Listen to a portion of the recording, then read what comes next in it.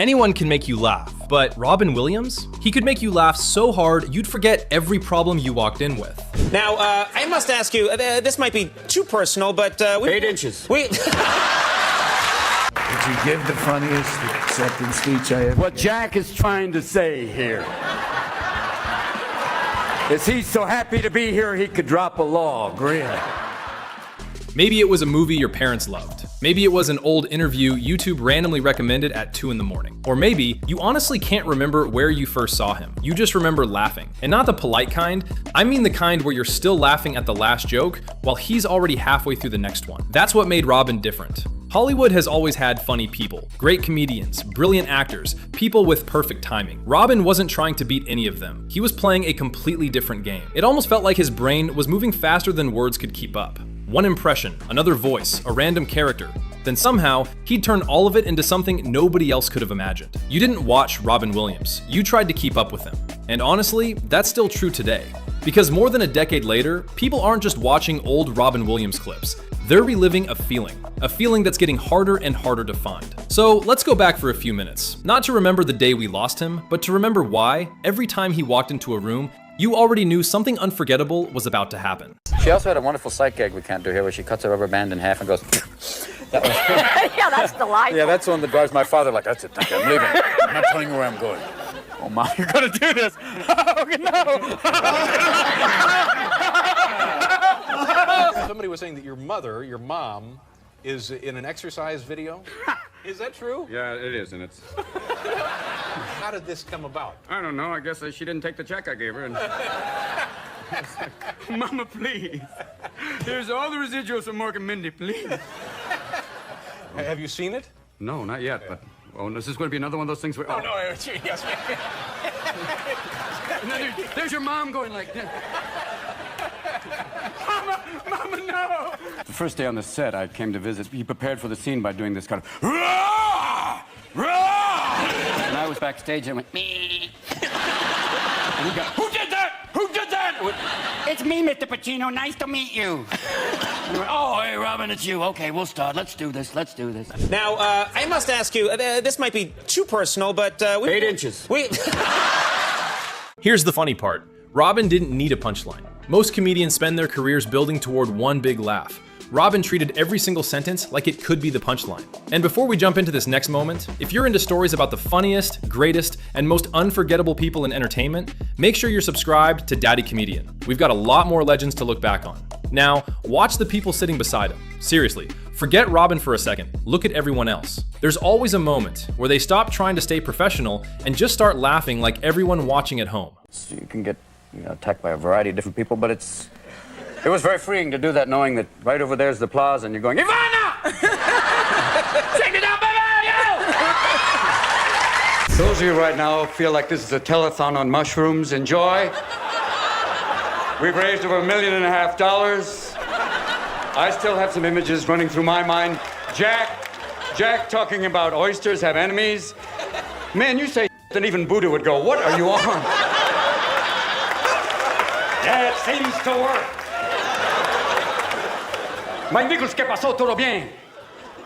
And here's something I love about watching those old interviews. Nobody looks nervous until Robin starts talking. Then suddenly, the host is laughing, the audience is laughing, the other guests are laughing, and somehow, Robin is already 3 jokes ahead of everybody else. It never felt rehearsed, it never felt planned. It felt like watching somebody think out loud, except every thought happened to be funny. That's a pretty rare gift. Actually, it's almost unfair. Mr. Williams, why do you think there's not so much comedy in Germany? And I said, did you ever think you tried to kill all the funny people? So it's like... But... Not a joke! Not a joke! You mentioned internet there. Are you an internet user? No. Are you a frequent internet user? Oh, a little porn now and then. That's the rarest thing we've had on the show, an honest man, ladies and gentlemen. A little porn, it's just for little people. Come on, you know you want it. Let's do this. Yeah. Smack your balls, smack your balls. Yeah, we're gonna make you do it now. Let's do it. When I won my Academy Award, he was there. He won, this was his 3rd Academy Award. We're standing backstage because they're just about to take you to the press conference. And he goes, you know, Robbo, now I have one for every decade. You bastard! You know what directors figured out pretty quickly? If Robin Williams was on set, you didn't stop the cameras. Seriously, because some of his funniest moments happened after the scene was already over. The script would end, everyone else would stop, and Robin would just keep going. A new voice, a completely different Cawthor, sometimes an impression nobody saw coming. Half the room would be trying to stay in character, the other half would be trying not to laugh loud enough to ruin the take. And honestly, that's what made working with Robin so unpredictable. You could memorize every single line in the script, and it still wouldn't prepare you for what he was about to do next. Take a look at this. There was a lot of improvisation because you got somebody like Robin who was extremely, funny and improvisational. And then the thing is, so let's take advantage of those things. Because there's a guy on the radio making up stuff. It's not like you wrote out everything every morning, The guy's making up things. Here are the stories for today. Today, the Pope celebrated the Latin Mass in Yiddish for the first time. Here's an actual broadcast. Amen. Also, in a related story, the Pope released his own line of Vatican bath products, including the new soap on a rope. No, wait, hold on. Pope released a new line of Vatican bath products. The incredible new product is Pope on a rope. When asked why, he said, why not? It seemed to be the cleanliness of the spirit. Thank you very much. Also, Liberace found to be Anastasia. When asked why, he said, I just hope the shoe fits. Thank you, Liberace. Here's what I think people loved most about him. It never felt like Robin was trying to be the funniest person in the room. He just couldn't seem to turn it off. That imagination, it was always switched on. One second he'd answer a question like a normal person, and the next, he was 3 different people having an argument with each other. That's the kind of thing you can't really teach. You either have it or you don't. And Robin, he had enough of it for an entire generation. Watch this next one. It's classic Robin. Oh, say what it was. Thank you. Get down, Funky. Okay, get back up here. 18 years ago, they greet him in small towns by tying a yellow ribbon around the old oak tree, and then they try and hang him with it. All I can say, though, is this man's a genius. Now, who else can take all the forms of comedy, slapstick, satire, mime, and stand-up, and turn it into something that'll offend everyone? No, but this man doesn't want any frills on his show. All he wants is a loose director, a tight script, and a warm place to rehearse. They take us out to these incredible restaurants, and they serve you, they have this one fish, which is, you find out later on, is quite deadly. Oh, this is the thing that inflates or yes, something? It's a blowfish. It's called fugu, which sounds like a New York fish. Fugu? Yeah, well, fugu, man. Right here. Finish your fugu. But it's very deadly, and if they cut it slightly wrong. Yeah, if it's cooked improperly, boom, you're it's like you in the partier. But no Heimlich, nothing. And then I'm eating the fish, and I'm going, oh, what is this? This is wonderful. They go, that is sperm. Oh, sperm of the fugu. I'm going, oh, wow. Oh, wonderful. I should have known from the little vial. How exactly is that served? Yeah, like this. Oh! Once I get off the plane in Scotland, I need subtitles. It's very hard.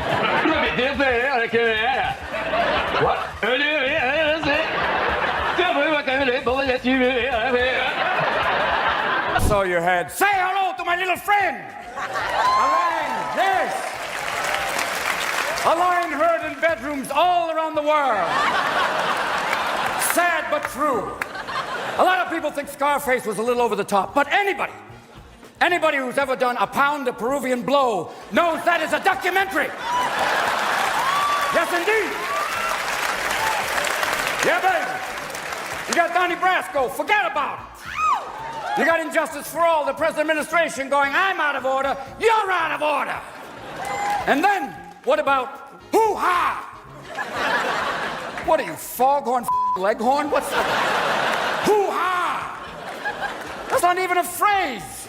It's a noise you make when you're getting a rectal exam. Hoo-ha!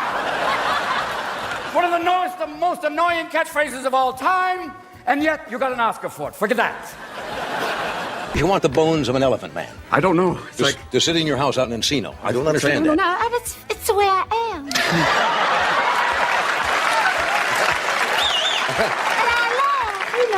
When Robin Williams was booked as a guest, there was really no point in preparing questions. Jonathan Ross found that out firsthand. I want to know, what is this? Here we go. This graphic is a colonoscopy camera. No, this is it. This is what you It's see. actually inside your lower intestine right now. Well, have you had that done, Robin? You must have had that done, I'm Yes, sure. I did, actually. You've had the camera. And I didn't mind the camera, it was the crew that was painful. And getting photo approval. They're going, are you in yet? No! And it's just a doctor going, just looking around, how are you? My favorite one is Chris Walken, because they once asked Chris, they said, Chris, if you could have anything in the world, what would you like? A tail! Because you'd know if I was happy, the tail would be up, moving around. You do Chris too, you know him. You did a movie with Chris. Hairspray. Yes. My Chris is terrible. My Chris sounds like Jay Moore doing Chris. We're back today. Yeah. I'm here with John Travolta and Robin Williams. Both of them are actors. Yes. That part got scary. That's what he does. He goes to the high. Actors. Yeah, but he also takes out punctuation. Yeah. And separates things that normally... These sentences don't need to end. They keep going on as long as I will keep talking. Yes. You know. Bath suits. He thinks that bath suits are funny. I once, a friend saw him, he was standing in a puddle, and they go, Chris, what are you doing? Today, I'm an alligator. And he does stuff, you just go, anything he says works. But don't you think he just starts saying that, like, he knows the impression that people have of him and he kind of plays into it? Maybe. Or even Shakespeare, to be or not. To be, whether it's nobler to suffer slings an arrow. And the crazy part, we haven't even gotten to the moments most people remember. Because as funny as Robin was in the movies, he somehow became even more unpredictable when there wasn't a script. And trust me, that's where things get really interesting. If you're enjoying the trip down memory lane, make sure you're subscribed to Daddy Comedian. We've got a whole lot more legendary moments coming your way. Now, let's get to the side of Robin Williams that nobody could ever prepare for.